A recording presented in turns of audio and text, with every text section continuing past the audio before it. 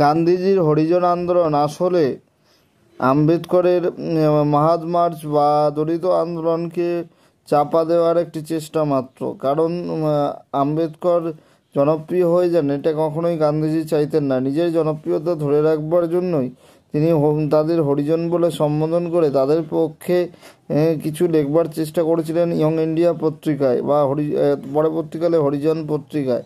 তিনি প্রকৃতপক্ষে অস্পৃশ্যদের পক্ষে ছিলেন না।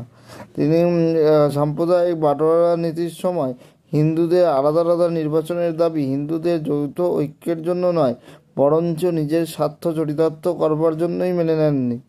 আসলে প্রকৃতপক্ষে তিনি চেয়েছিলেন যাতে হিন্দু সমাজ এবং সমগ্র মুসলিম সমাজ উভয়ের কাছেই তিনি একমাত্র মসিহা, একমাত্র অবতার বা একমাত্র জনপ্রিয় নেতারূপে চিরকাল থাকুন।